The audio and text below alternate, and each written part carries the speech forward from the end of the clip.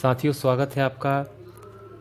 आज हम बात करेंगे भारत के 10 ऐसे रहस्यमय स्थान, बातें और व्यक्तियों की जो वाकई में विज्ञान के सामने एक ऐसा प्रश्न चिन्ह लगाते हैं जिसके बारे में विज्ञान कुछ नहीं कह सकता।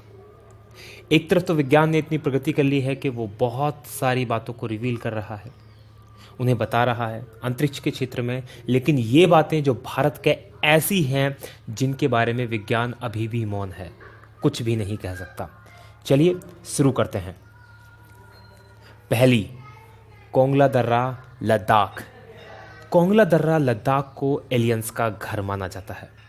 यदि कोंगला दर्रा लद्दाख की आप लोकेशन देखेंगे तो ये उस क्षेत्र में पड़ता है जो कि लद्दाख क्षेत्र में आता है।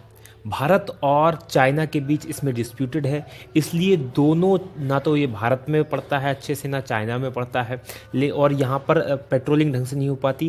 पूरा के पूरा बर्फीला ये क्षेत्र है और इस पूरे बर्फीले क्षेत्र में यहाँ के जो स्थानीय निवासी है उन्होंने कई बार अंतरिक्ष जीवों के गुप्त स्थापना स्थल के रूप में इसे देखा है। कई बार यहाँ यूएफओस आती हुई देखी है। यूएफओस मतलब वो चीज़ें जिन्हें कहते हैं अनआइडेंटिफाइड फ्लाइंग ऑब्जेक्ट्स, यानी जिन्हें उड़न तस्तरी के रूप में जाना जाता है। तो यहाँ के स्थानीय लोगों ने कई बार ऐसी तस्वीरें देखी हैं। इवन 2006 जून 2006 में गूगल सैटेलाइट के द्वारा भी एक ऐसी ही तस्वीर सामने आई है जिसमें एक ऐसा ही फ्लाइंग ऑब्जेक्ट इस क्षेत्र में दिखाई दे रहा है। तो ये है पहला मिस्टीरियस जगह, रहस्यमय स्थान। दूसरा, ताजमहल एक शिव मंदिर, तेजो महलाए। ये बहस बहुत पुरानी है। ताजमहल जो कि एक प्यार का प्रतीक है और कई जगह पूरे भारत का प्रतीक हो जाता है। भारत को विदेशों में रिप्रेजेंट करने के लिए इस तस्वीर का प्रयोग किया जाता है, लेकिन ये भी अपने आप में एक रहस्यमय और विवादित मुद्दा है कि ताजमहल वाकई में एक मकबरा है या एक शिव मंदिर। अगर इसकी जांच पड़ताल करें तो दिल्ली के एक प्रोफेसर थे, PN ओक, पुष्पेंद्र नागेश ओक, जो कि साथ में इतिहासकार भी थे। उन्होंने एक पुस्तक लिखी, the Taj Mahal is a temple palace. उन्होंने इसमें बताया कि ये जो ताजमहल है, ये जो इमारत है, ये जयपुर के राजा जयसिंह के अधीन थी, जिसको शाहजहां ने जबरन उनसे हथिया लिया था और थोड़े से इसमें बदलाव करके मकबरे का रूप दे दिया था, और जिसके परिप्रेक्ष्य में उनके द्वारा कई प्रकार के सबूत भी दिए गए हैं। सबूत जैसे कि यहाँ पर आप देख सकते हैं तस्वीरों में एक गुप्त कमरा जो ताजमहल के नीचे है। ताजमहल के ऊपर स्थित जो कलश है, जो कि हिंदू मंदिरों में जो विशेषता है कलशों की, वो, और एक पच्चीकारी जहाँ पर आपको ओम की आकृति दिखाई देगी। ये ऊपर की तरफ इस पच्चीकारी में यहाँ पर ओम की आकृति आप देख सकते हैं, ये ताजमहल की है। इसके अलावा उन्होंने कहा कि उस समय के जो इतिहासकार हैं उनमें से किसी के द्वारा भी ऐसी कोई घटना नहीं दर्शाई गई है जो कि इतनी बड़ी इमारत के बनने की बात कहती हो। साथ ही कार्बन डेटिंग जो पद्धति है उसके द्वारा भी ताजमहल की उम्र काफ़ी पुरानी मानी गई है। तो ये सारी चीज़ें हैं जो कि इसको सस्पेक्टेड बनाती हैं। आपकी सुविधा के लिए हमारे द्वारा, क्योंकि ये जो ये बुक है the Taj Mahal is a temple palace, इसको बैन कर दिया गया है, लेकिन ये बुक बहुत खोजने के बाद इंटरनेट पर हमें मिली। उसका लिंक हम नीचे दे रहे हैं, आप चाहें तो इस बुक को वहाँ पर जाकर पढ़ सकते हैं। अब देखना यह है कि यह वाकई में इसकी सच्चाई क्या है। इसके बारे में सिर्फ सरकार ही कुछ बोल सकती है, इसके अलावा कोई कुछ नहीं बोल सकता। अगली जो सस्पेक्टियस पर्सनालिटी हमारे सामने है वो प्रहलाद जानी, जिन्हें माता जी के नाम से भी जाना जाता है। ये ऐसे व्यक्ति हैं जो दावा करते हैं कि पिछले 70 सालों से इन्होंने कुछ भी नहीं खाया है। पिछले 70 सालों से ये बिना कुछ खाए पिए जिंदा हैं। बड़ी दिलचस्प कहानी है इनकी। यदि हम बात करें तो ये जो हैं बेसिकली राजस्थान के रहने वाले थे, जिन्होंने अपना गांव छोड़कर गुजरात चले गए, और वहां पर इनके द्वारा जो बताया जाता है कि माता अम्बा की कृपा हुई, और माता अम्बा यानी कि देवी दुर्गा की कृपा से ये बिना कुछ खाए पिए 70 सालों से जिंदा हैं। इनके दावे की जांच करने के लिए 2 बार 2003 में और 2010 में इनकी मेडिकली पूरी तरह से जांच की गई, और ये जांच जो की गई ये स्ट्रिंगल हॉस्पिटल है स्ट्रिंगलिंग हॉस्पिटल अहमदाबाद, इसमें डॉक्टर सुधीर शाह के नेतृत्व में ये जांच की गई और दोनों बार इनके दावों को बिल्कुल सच पाया गया। जबकि दूसरी बार तो जांच डीआरडीओ के निर्देशन में की गई थी, तो दोनों बार इनके दावों को पूरी तरह से सच पाया गया और 15 दिन तक ना ये टॉयलेट गए, ना इन्होंने कुछ खाया, ना कुछ पिया। 15 उसके बाद भी पूरी तरह से स्वस्थ ये हैं।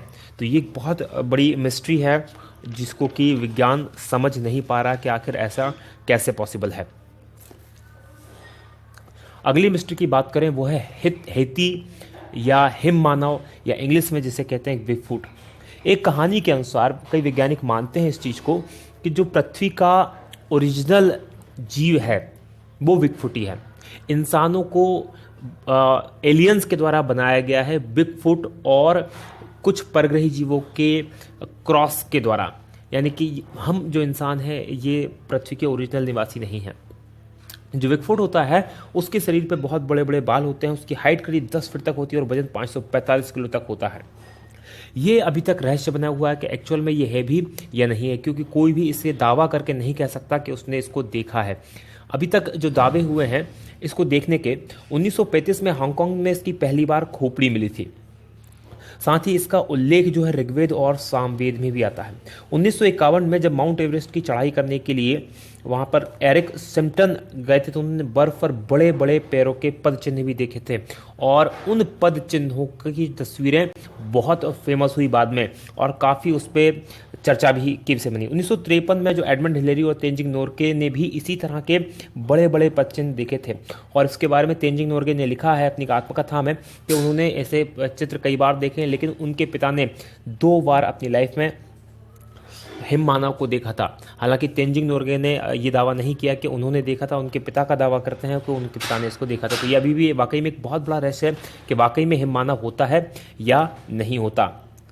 अगली है राजस्थान की धरा में कुलधरा करके एक गांव है जो एकाएक वीरान और भूतहा हो गया है।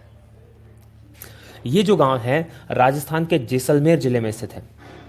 ये जो गांव 1200 के आसपास बसाया गया था ब्राह्मणों के द्वारा और ये गांव 1825 में एक ही रात में ये गांव और इसके साथ और 83 गांव, कुल 84 गांव रातों रात भूतहा हो गए। इसके बारे में जो कहानी है वो कुछ इस तरह से है। ये जो गांव है यहाँ जैसलमेर रियासत के एक मंत्री जिसका नाम सालम सिंह था, उसकी नज़र यहाँ के गांव की मुखिया की बेटी पर पड़ गई। वो उसको प्राप्त करना चाहता था, उससे शादी करना चाहता था, जबकि वो 1 नंबर का अय्याश आदमी था और उसने गांव वालों को चेतावनी दी यदि उसको वो लड़की नहीं मिली तो गांव में इतना कर बढ़ा देगा कि उनका जीना मुश्किल हो जाएगा। बस इसी बात को लेकर एक पंचायत हुई और उस पंचायत में 84 गांव के जो लोग थे, जो ब्राह्मण समाज के थे, उन्होंने इकट्ठा हुए और उन्हें फैसला लिया कि हम राजा को वो बेटी नहीं, उस मंत्री को वो बेटी नहीं देंगे, उसकी इज्जत हम बचाएंगे। और रातों रात पूरा के पूरे 84 गाँव खाली कर चले गए और वो आज भी एज इट इज़ वहाँ पर सारी चीज़ें स्थित हैं।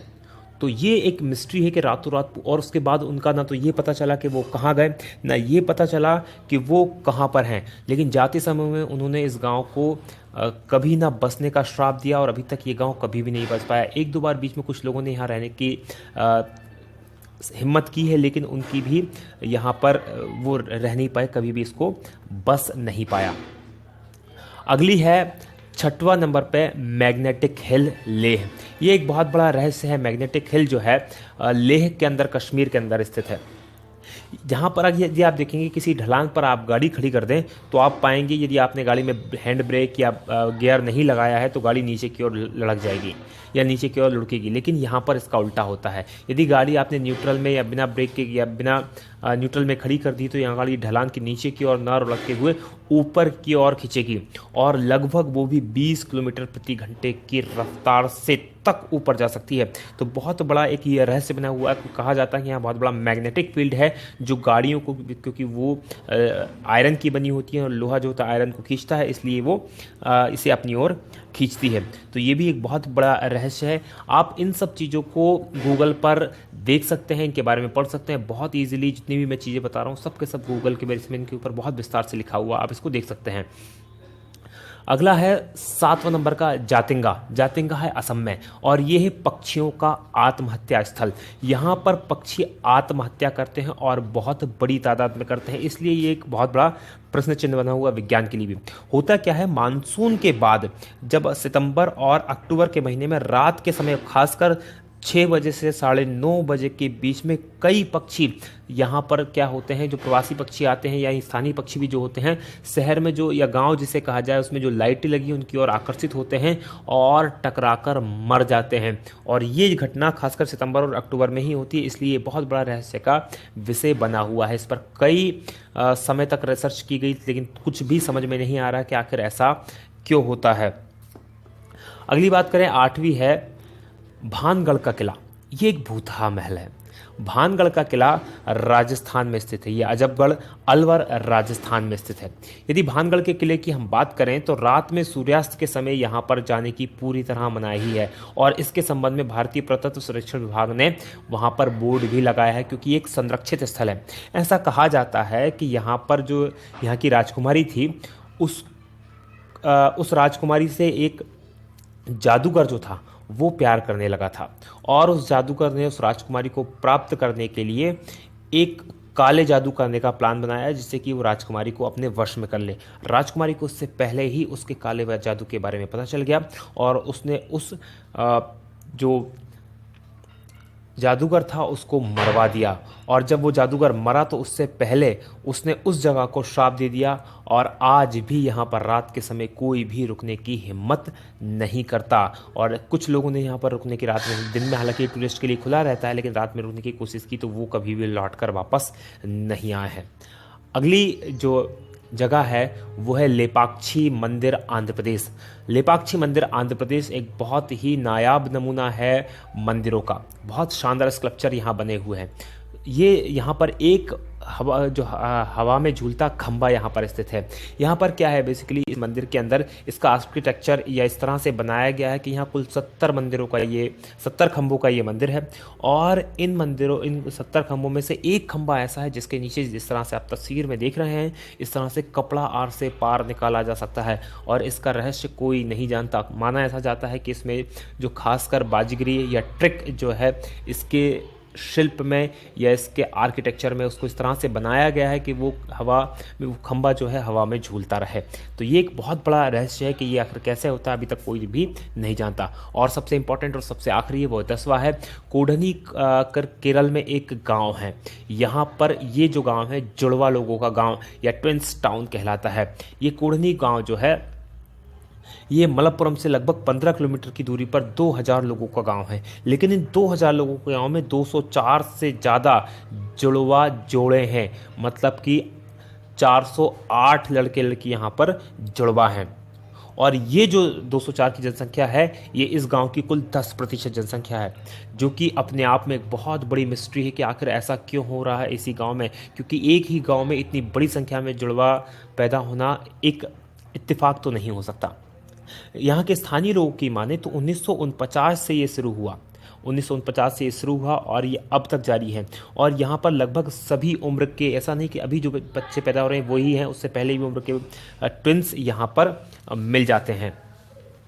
और इसके बारे में सबसे बड़ी बात यह है कि यहाँ पर कई बार वैज्ञानिकों की टीमें आई, उन्होंने रिसर्च की और अभी तक उसका कोई भी पता नहीं लगा पा रहे हैं कि आखिर ऐसा क्यों होता है। इवन यहाँ की कोई लड़की अगर बाहर भी शादी करती तो वहाँ भी उनको भी जुड़वा बच्चे पैदा होने की संख्या अधिक होती है, और बाहर की लड़की अगर इस गाँव में शादी करती है तो उसको भी जुड़वा बच्चे पैदा होने की ज़्यादा चांसेस होते हैं। तो ये एक बहुत बड़ी मिस्ट्री है जिसको सुलझा पाना विज्ञान के लिए अभी पॉसिबल नहीं हुआ है। आपको हमारा वीडियो कैसा लगा इसे प्लीज़ सब्सक्राइब करें। अगर आपको अच्छा लग रहा है हमारा वीडियो तो इसको लाइक करें, हमारे चैनल को सब्सक्राइब करें। इसी तरह के बहुत सारे वीडियो आप देख सकते हैं, नीचे की तरफ 3 वीडियो हैं, इनमें से भी आप जरूर देखें और हमें कमेंट करके ज़रूर बताएं। जब तक आप इन चीज़ों को सब्सक्राइब करते हैं, लाइक करते हैं, कमेंट करते हैं, तब तक हम बनाते हैं आपके लिए दूसरे वीडियो। आप देखते रहिए। जय हिंद, जय भारत।